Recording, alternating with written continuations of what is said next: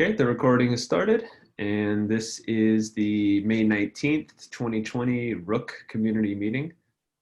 And we'll start with our milestone checkups, as always.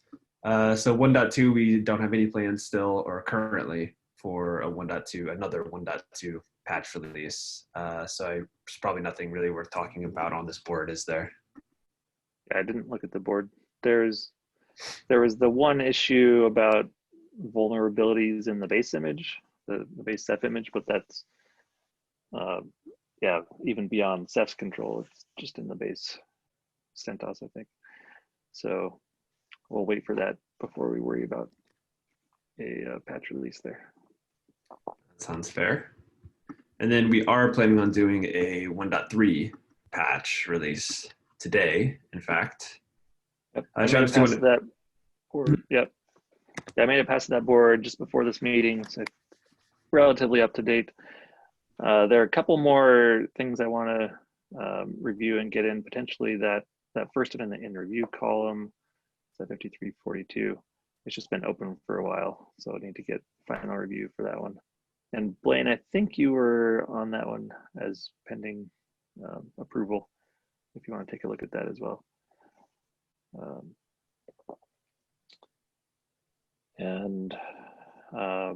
Otherwise, I think, yeah, it's just kind of, we're ready to do the next patch release. Again, nothing I think super urgent, but we've got a bunch of fixes in, so it's about time.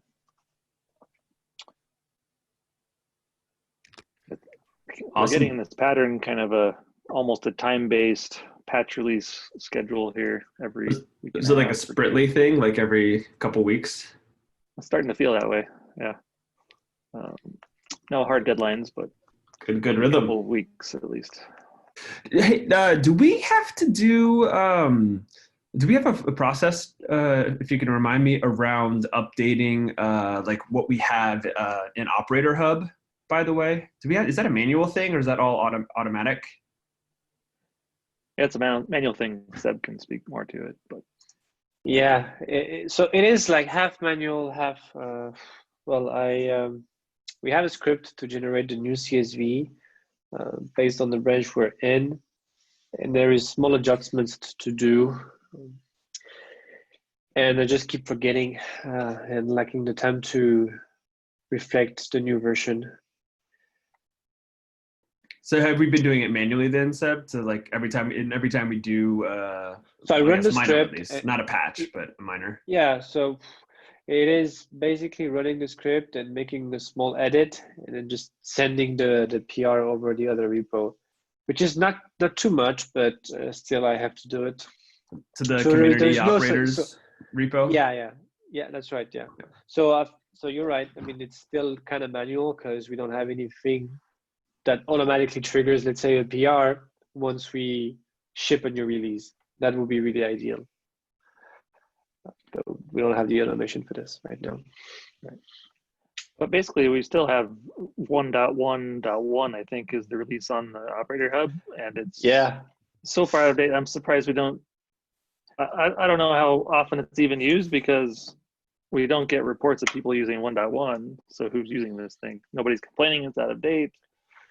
I think I've seen someone wondering when this will be merged. Apparently, at least one person needed it, but I believe they found their ways around it, so it doesn't look that urgent. Cool. Yeah, I don't think it's critical to have a fully automated process for it, but that was something that was just on my mind of, when we do releases, if that was something that was getting updated or not, because it had slipped my mind until just now. So thank you for doing that, Zeb. Yeah, well, should be part of the release, I guess. We should somehow have it as an item. Yeah. Well, and also it would be a separate PR in Operator Hub for each operator that's yeah,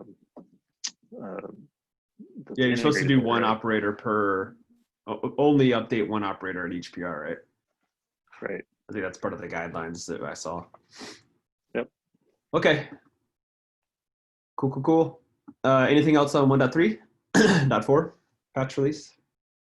Not so much. Yeah, I think today just plan on that unless we need a little longer. Yep, that's all. All right, sounds good. Okay, we can move on. Or one more comment, sorry. If there are issues that we need to get into patch releases, just a note to everyone, please make sure they're on the 1.3 project board so we can track them there. This board here. Yes, that one you had there. Yep. So by default, when you assign the GitHub issue to 1.3 to the project, it will show up in the blocking release column by default until it's moved out of that column. That's what the automation says. That's what I've been looking for. Yep. Cool. Good. Okay. So we can move down to the community topics section. So the CNCF graduation, we did finish the due diligence documents, and I think this is the last thing we did there was notify Aaron and Saad that we had done a full update of all the sections. And I don't think we got any feedback from that. I think we're looking for a green light to say, hey, yes, this is what the SIG is looking for. And then we can officially add it to the PR that links out to it and then start the public comment period. I didn't see anything back from Saad or Aaron. Did you, Travis? I didn't either. I asked Erin on Thursday or so if she's talked to Saad that last week, and she said she was going to ping him, but I haven't heard back. Okay. Yeah. So we need to get a collective understanding with us and the SIG that the due diligence document is sufficient, and the SIG can, approve that, and then we'll put it on the PR and we'll start the public comment period. Because at that point we will have all of the graduation items, including the surprise ones, tackled. So then we can move through the public comment period. Now we just need due diligence from the committee to move this along. Yeah, and patience. Good thing we didn't have to get it done before KubeCon. Well, I don't know. Maybe it would have happened because there would have been the urgency. Now there's just no urgency, right? Yeah. Oh, yeah, we'll do it when we feel like it. Yeah, that's fair. That's fair. Okay, so yeah, we'll follow up on that. Excuse me. So the Google Summer of Code, Ahmad has started in the community bonding period with Ashish and Rohan and me are mentoring him. So we started doing some bug fixes and looking into some stuff, and we have our first sync up meeting with Ahmad and the mentors tomorrow on Wednesday. Ahmad, I see that you're on the call here. Do you want to mention any of the specific things you've been working on recently? Yeah. Before I don't investigate the issue about NFS cannot be resolved using FPDN, and I just realized that it is not a bug of the Rook itself, but maybe it is issue of the cluster itself. And now in this week, I digging into the issue about shared files, shared directory in NFS Professional, and I still digging this issue and trying to reproduce this issue. Cool. Yeah, and I saw that the original author, or the person who opened the issue for a fully qualified domain name in NFS, they read your analysis of it, and then they closed the issue too. So that one's closed out now. So that's cool. Yeah. Cool.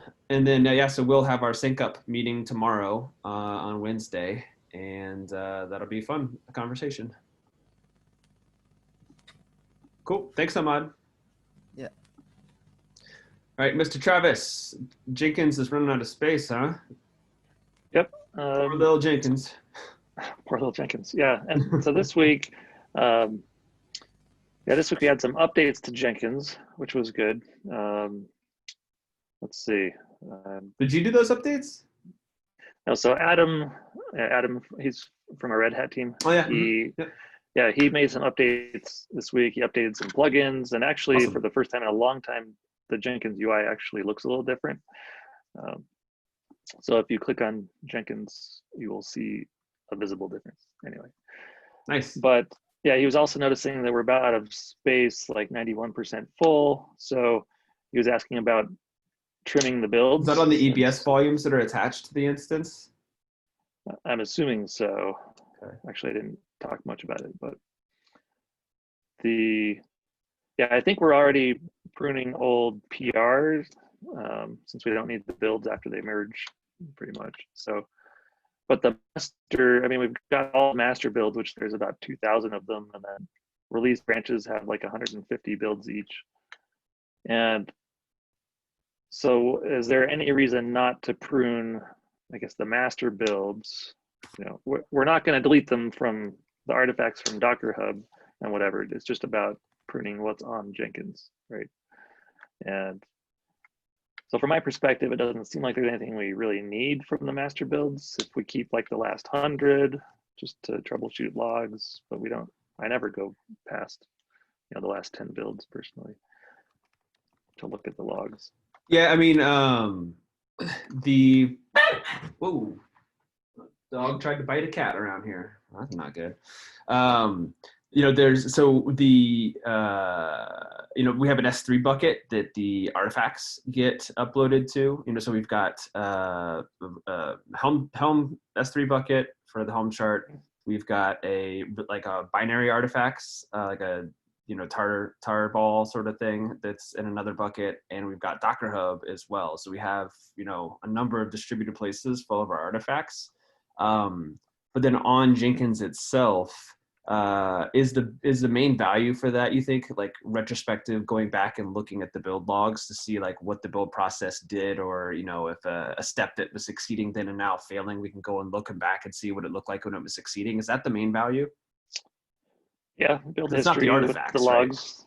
Right? Yeah, artifacts that are already preserved, like you said. So it's really just the build logs and seeing that history that we would lose by turning those off. Which, I just don't think anybody really has a need to go past the last 100 master builds. The release builds, I figure, let's try and keep those for now. But if we can trim the master builds to start with, and I think that see how that does. That's totally reasonable. If it's like 2K right now, trimming down to 100 seems entirely reasonable. So I'm fine with that. Does the Jenkins UI have good configuration for this? Like you know, auto configurable pruning that it keeps up with and stuff? Or do we have to do manual cleanup? I'm not sure what the configuration allows for, but it sounded like you could keep the last n number of builds for a branch.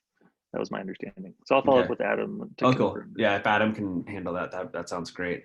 I just went to releases.rook.io, you know, which is supposed to be a DNS, you know, front for the underlying releases bucket, and that didn't load. I wonder if the DNS record's still pointing at the right bucket and such. Have you been there in a while? I just tried it and it doesn't work for me either. We don't really use it for the artifacts. I mean, we don't use those artifacts, right? Docker Hub is all we really use in general. But we should fix that. Yeah, I would like to. Yeah, let me take a. Okay, so you have access to the buckets. Yeah. Let's see. Okay, so Adam will configure Jenkins to keep less master builds 100. And Jared, look into releases.rook.io. Not connecting. Okay, sounds good. Mm-hmm. And and if there's any manual cleanup that Adam needs to do, because like if you go and say, okay, Jenkins, from now on, I only want you to keep the last 100. If Jenkins doesn't in response go and, you know, prune, ones beyond that, then Adam, I believe he should have access to like Connect and like if SSH or whatever in ARM -FR or whatever if he needs to. So he's more than welcome to clean up appropriately. Yep. Sounds good. Manually if needed. Yep. Let me know if there's some permissions thing or anything that he doesn't have, and we can look into that. Sweet. Sounds good. All right. Thank you, sir. And you also wanted to talk about marketing. Yeah. So almost 2 weeks ago, just after our last community meeting, I had a chat with the community manager at Red Hat, who just kind of randomly reviewed the Rook project and gave a whole bunch of feedback. And which community member or manager was that? Was that Mike? That was Brian Prophet. He's kind of just a general community manager. Okay. I'm not sure if he's assigned to a specific project, but kind of oversees it, I think. And I shared the report, I think, in the maintainers Slack channel, or if I didn't, I meant to. Did you? I don't remember seeing that. It was a couple weeks ago, and my memory is bad. So let's see, did I? Yeah, it's a PDF shared May 6th. Oh, okay. But it's an interesting report and the conclusion doesn't surprise me at all. Basically, the recommendation is, hey, yeah, we should blog more often and we should do more with the Twitter and kind of do more public relations type of activity. Right now we're really engineering driven, and that's great. We update the documentation when the code changes, and he said that's good. Just as far as what we can do to really build up more community or visibility into what's happening is really the conclusion. And so he said that as a follow-up, they have an intern joining next month or something, where he thinks they could have them work with us and to give us ideas or almost kind of do some training for us, or anyway, help us in this regard. So that's I think fun. it will be a positive thing. Where they're started, it's like a summer internship. Are they at university still? Yeah, I haven't met them or don't know where they're coming from, but an intern from somewhere. An intern from somewhere. An intern. Yeah, fair enough. That sounds cool. I don't think we have any details yet. We don't have any details yet. That's why I don't remember, I think. Cool. Yeah. That sounds good. I mean, and then like the graduation, like there's a big marketing push and a bunch of noise that is going to be made around that. That Upbound's planning on doing, pushing on that as well on behalf of Rook. So like Mocha is going to be, driving a lot of things around that, and she'll rope in the appropriate people as well, for sure. Yeah. And hopefully that's soon. And I guess to keep the momentum going, I think as something to keep on the agenda as a regular item for this meeting would be, hey, let's talk about what blog entries or blog posts would be good to write and who's going to drive them. And anyways, it'll be a good recurring topic for this meeting too, I think. Yep. Yeah, that sounds good. That sounds like a great idea. Thanks for bringing that up, Travis. Yep. So that's really it. Let's just see how we can, as engineers, improve the marketing for Rook.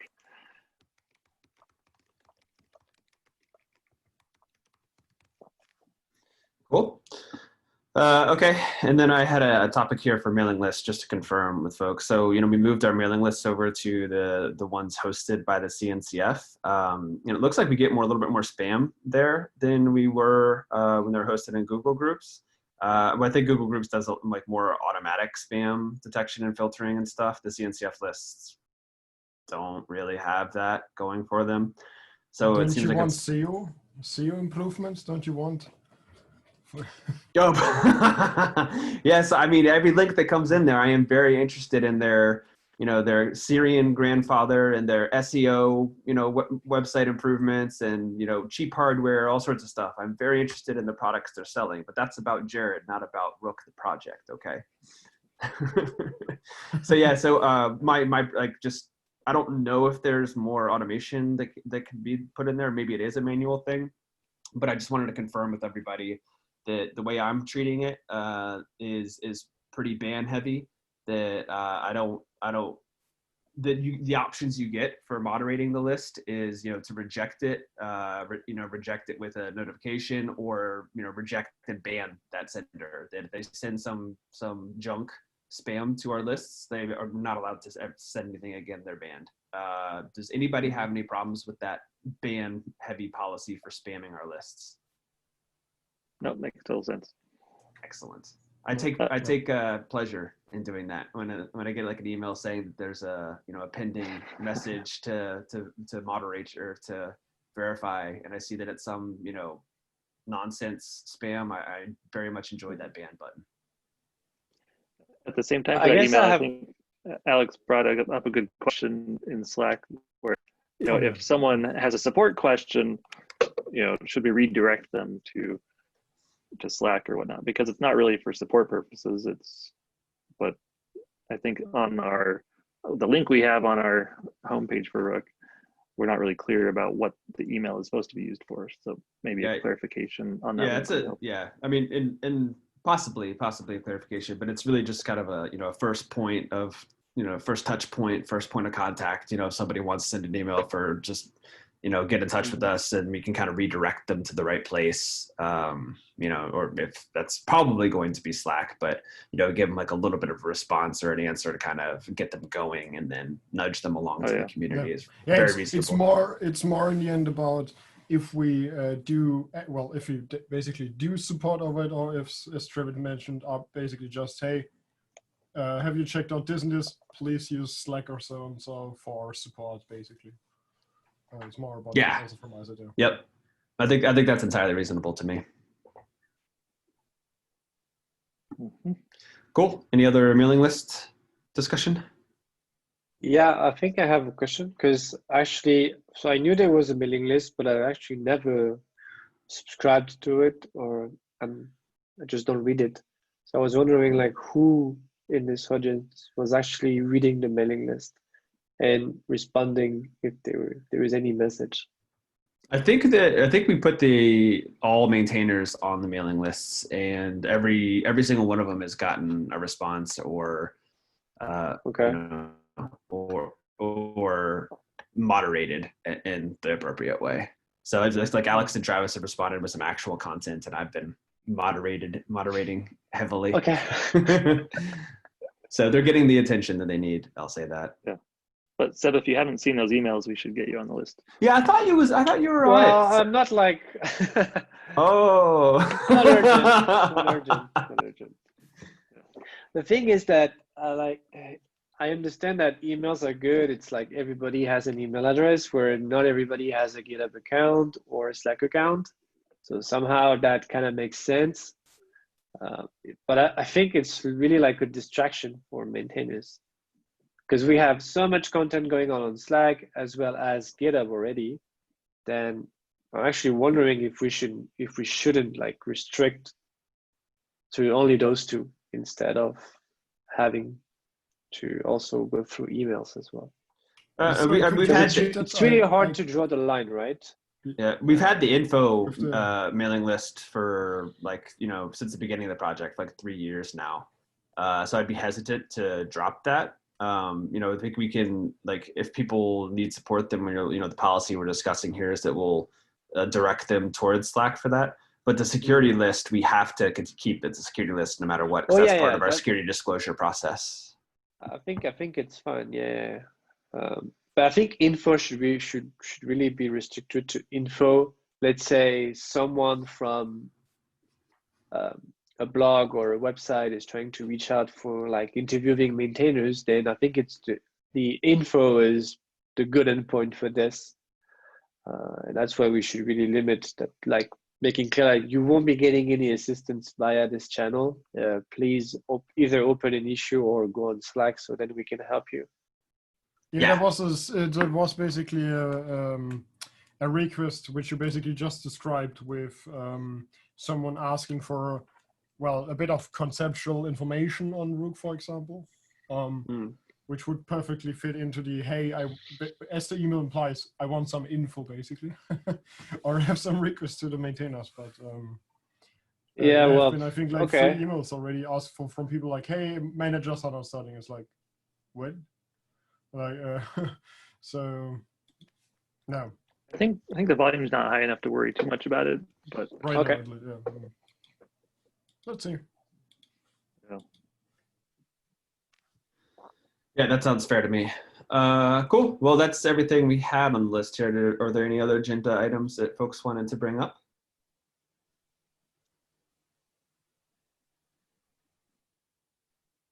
All right. If there are no more items here, then we can go ahead and adjourn for the week. all right. Thanks, everybody. See ya. See ya. Bye. Yeah.